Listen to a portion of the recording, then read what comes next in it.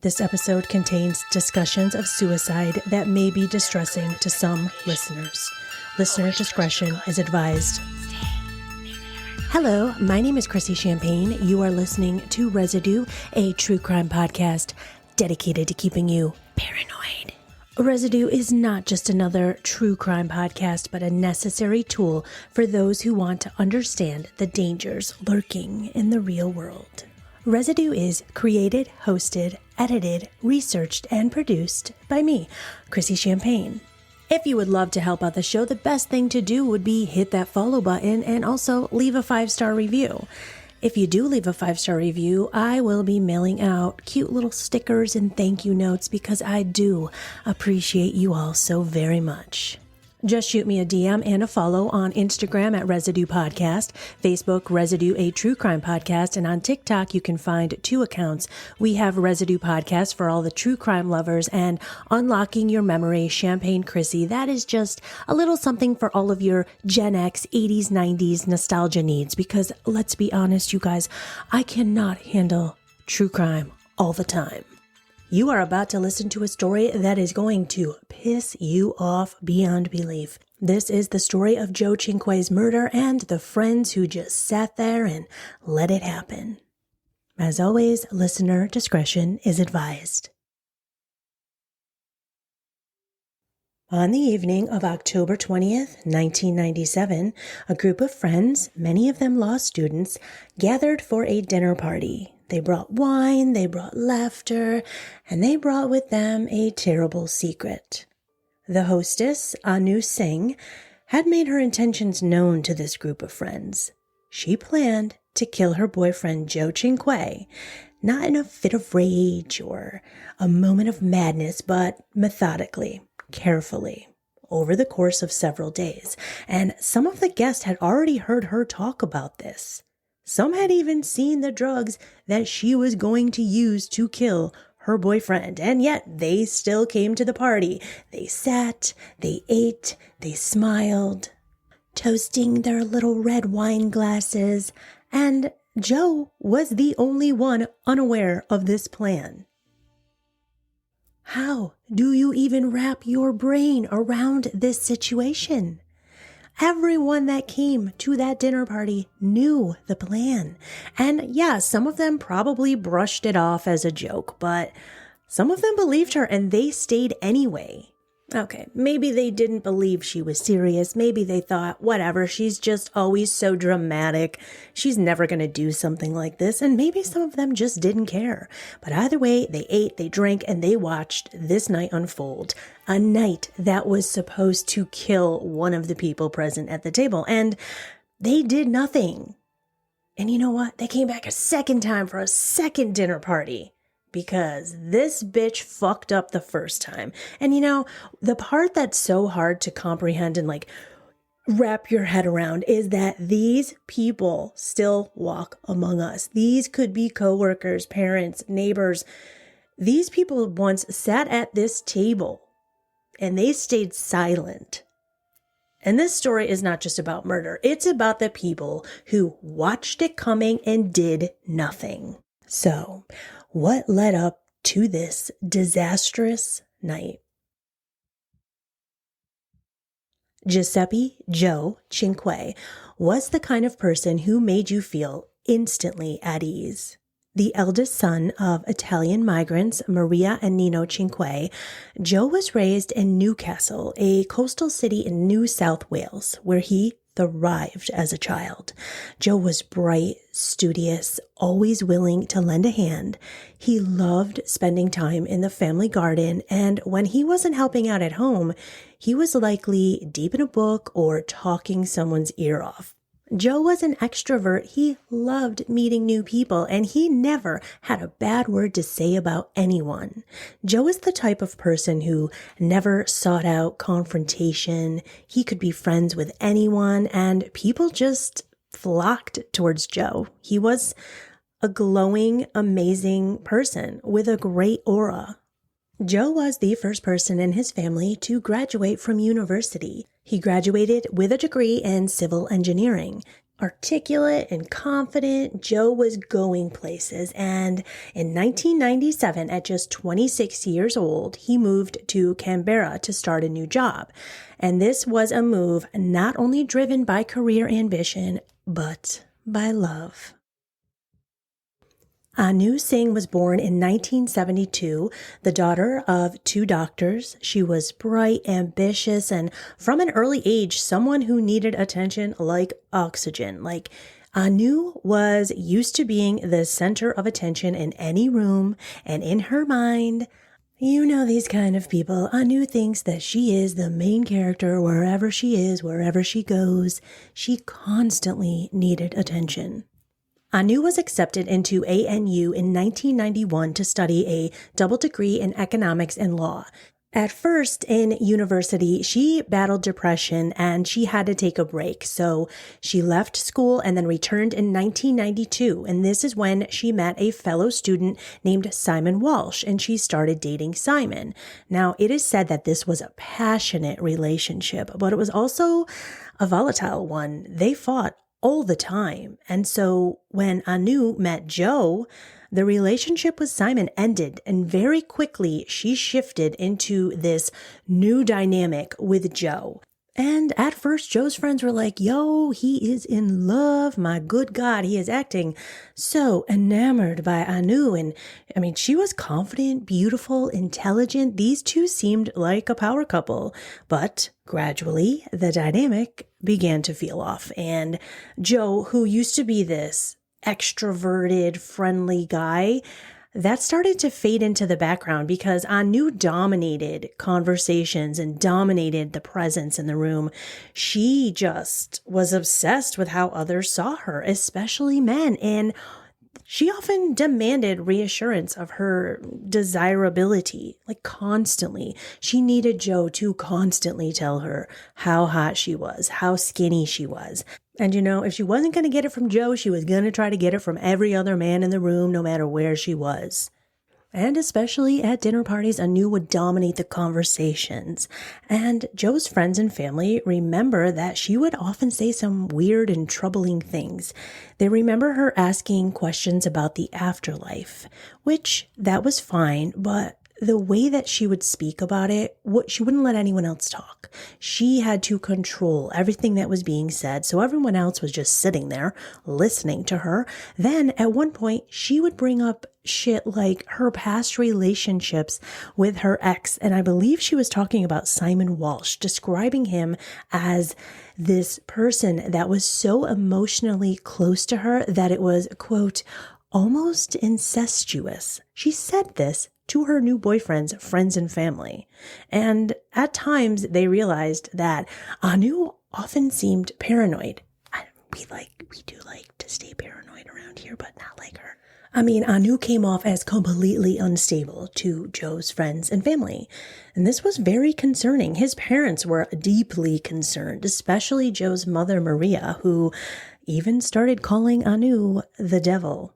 I mean, they begged him not to move to Canberra to be with her, but he did it. And what are they supposed to do? He's a grown adult. They just felt like something was off, and their intuition was right.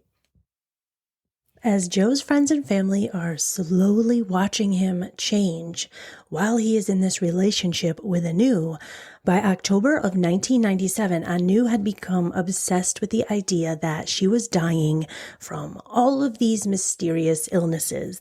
She was convinced that she was suffering from a degenerative condition, and she blamed Joe.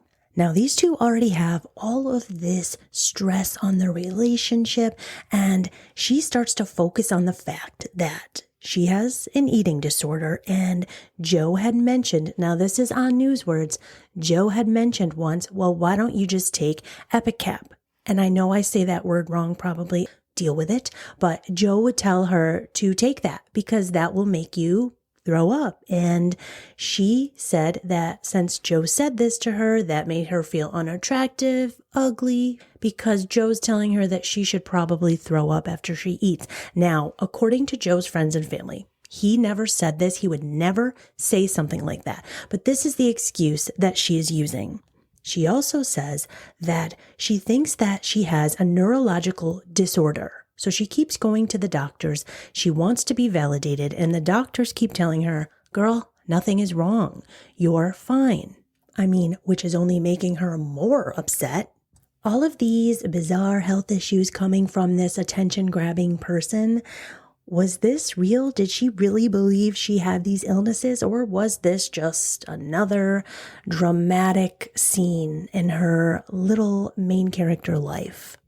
And now at this point, Joe is used to the drama that Anu is constantly creating, and he used to feed into her need for attention, and it got to be too much for him. And not long after moving, Joe starts to question their relationship, and he told one of his family members that he did plan on leaving her. Joe went out, he bought himself a new car, he's telling his friends and family that he's ready to get on to a new chapter in his life, and Anu can feel this coming, and she sees it, and she knows that Joe is gearing up to leave her, and a woman like this does not let someone leave her. She is the person that everyone wants to be with. She is the main character. Joe is not leaving. And she doesn't even hide this shit. She tells her friends, you know what? I'm going to have a dinner party. And at this dinner party, Joe and I are going to die by suicide. Yes, my friends, this is a suicide-packed dinner party, and you are all invited. Anu asked a fellow student and friend, Madhavi Rao, to help her plan this suicide pact. Now, these two would go to the library together, and they would look up things like how to kill people. Madhavi also tried to get a gun unsuccessfully, so the two settled on the idea of poisoning. Just two friends hanging out at the university library, just casually studying how to kill someone with poison. These are really smart, intelligent people. These are law students. This is nuts. And these two decide on Rohypnol and heroin.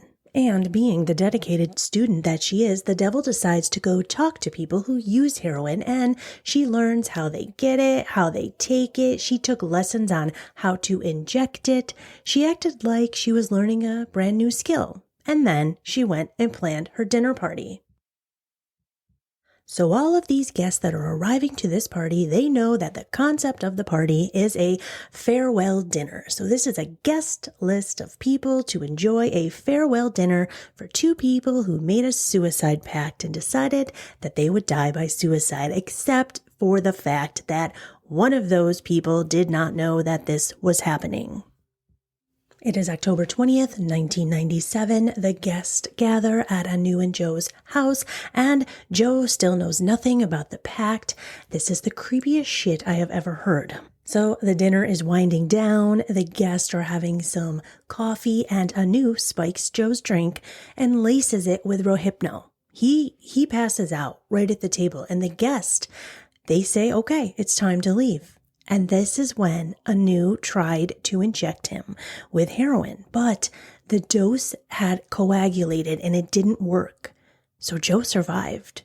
So she planned a second party. And you know what? That whole entire group of people said, yeah, let's try it again. So on October 24th, 1997, another gathering, the same guests come. These were people who had no excuse now. Many were the same law students who heard her speak openly about death, who had seen her unstable behavior, who suspected something might be coming, but they came again anyway. They sat there, they drank the wine, they ate the food, they watched Joe pass out, and then they left again. This time, the heroin had been pre-mixed by a dealer, preloaded into a syringe. So on October 25th, Joe awoke, groggy, disoriented. He was still alive.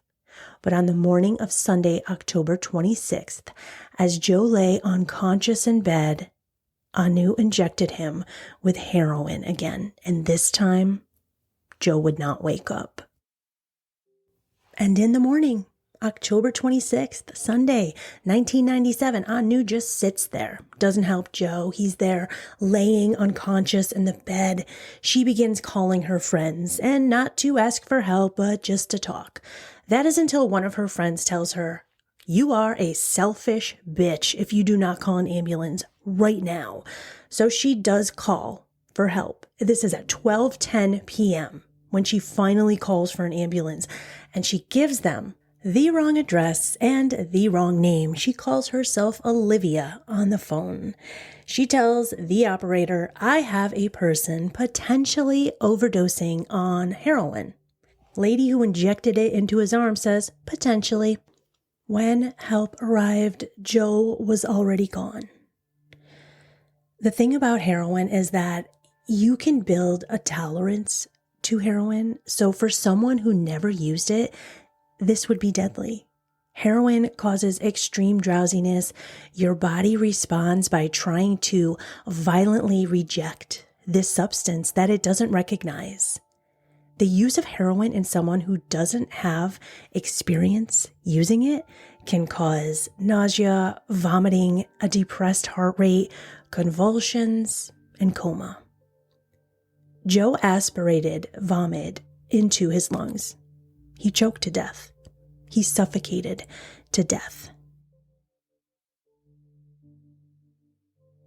Detective Sergeant Harry Haynes was the first homicide officer on the scene. He has dealt with many cases involving heroin. He said that when he went to look at Joe's body, he saw a pronounced injection mark in the crook of one of his elbows. So he goes downstairs, he starts talking to Anu at the kitchen table, and he said that speaking to her right away, he knew that she was guilty. She even says to him during that conversation that she did give Joe the heroin. So he placed her under arrest, and as he tried to put the handcuffs on her, Anu just fell to her knees and she was screaming on the ground. They had to forcibly put her into the police car. Meanwhile, Joe's parents are sitting at home. It is a Sunday, and every single Sunday, Joe always made a call home. Like clockwork, every single Sunday morning, Joe's mother and father would have some tea and sit by the phone and wait for their son to call. And on this Sunday, they did not receive a call. So they waited until about 5:00 p.m. and Joe's mom, Maria, calls his home. And a sergeant answered the phone. She asks, "What are the police doing there? Why are there police at my son's house?" And at the same exact time that she is asking this question, she gets a knock on her door. It is 2 police officers. They say, "This is about your son," and Maria just starts screaming, falls to the floor, and says, "She killed him. She killed him, right? She killed him." Family and friends had to go identify Joe's body at the morgue. Maria brought her godson. His name is Robert Tyrone, and Robert describes that they saw Joe laying on the table with a blanket over his face. They pulled the blanket down, and Maria just collapsed into her godson's arms. They were there for about 10 to 15 minutes, but it felt like an eternity. Maria said that her son looked like he was asleep. In October of 1998, Anu Singh and Madhavi Rao stood trial. But 4 weeks into that trial, the judge orders a retrial. He believed that having 2 people tried together at the same time, that the evidence of one person couldn't be used against the evidence of the other. So, in some Australian states, defendants can choose to have a trial by jury or a trial by judge alone. This was in the year 1998. Now, they both choose to have a trial by judge alone. And Joe's parents have to return to Australia to watch the trial. They needed help. They needed support. Detectives on the case actually reached out to members of the Italian community in the ATC, and they had them provide meals, accommodation. They just had them give support to Joe's parents. They were just so impressed by his parents, detectives were. They were impressed by his parents' strength and solidarity. Detectives said that his parents sat in that courtroom with dignity. Rage was about to consume that courtroom because the judge found that Madhavi Rao did nothing wrong. So what that judge is saying that you can go organize a dinner party to kill someone with your friend. You can go try to buy a gun. You can buy heroin. You can buy roofies. You can speak about this party to a friend you know and brag about how Anu is going to kill Joe. And that doesn't matter because that means that you did nothing wrong. She got to leave. Next up is Anu Singh. She faced 3 charges. She pleaded not guilty to every charge on the grounds of diminished responsibility. In Australian law, diminished responsibility is a defense to murder that can reduce the charge to manslaughter if the defendant's mental state at the time of the killing significantly impaired their capacity to control their actions or understand the nature of their conduct.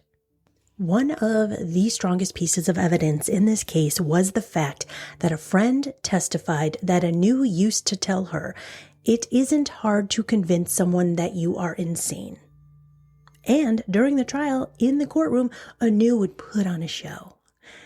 It is described that she would often lay her head on the table and sigh very loudly. She would place her hands over her face, covering her eyes with her fingers. But then she would peek through her fingers and kind of look around and make sure that everyone was looking at her. Everyone was paying attention to her. On April 23rd, 1999, the verdict was handed down to Anu Singh. The case had rested almost entirely on her mental state, her delusions, her claimed psychological issues. The judge sentenced Anu Singh to 10 years in prison, with a minimum of 4 to be served. Maria and her husband Nino exploded in a moment of pure rage, screaming at Anu from across the room. And years later, Maria would admit, "I wanted to kill her.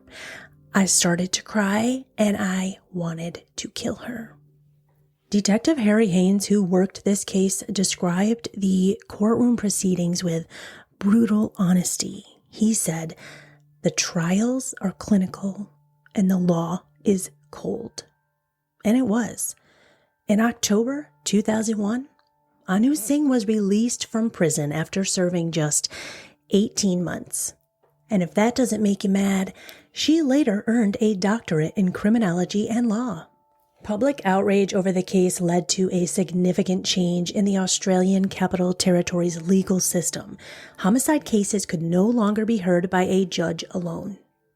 But for Joe's family and those who truly loved him, no change in law could fill the void that he left behind. He had been so alive, so full of potential, this man with a bright future. Years have passed since Joe Cinque's life was taken, and yet the pain his family carries is undiminished. No sentence, no reform, no academic achievement earned by his killer can fill the void that he left behind. They watched him grow. They celebrated his victories. They supported his dreams. And then, without warning, they were forced to bury him. In the quiet aftermath of it all, after the trial, after the headlines, Maria Cinque said what no parent should ever have to say. "You have a child you give birth to. You feed him. You look after him. And then I have to put him in a hole while she is still alive."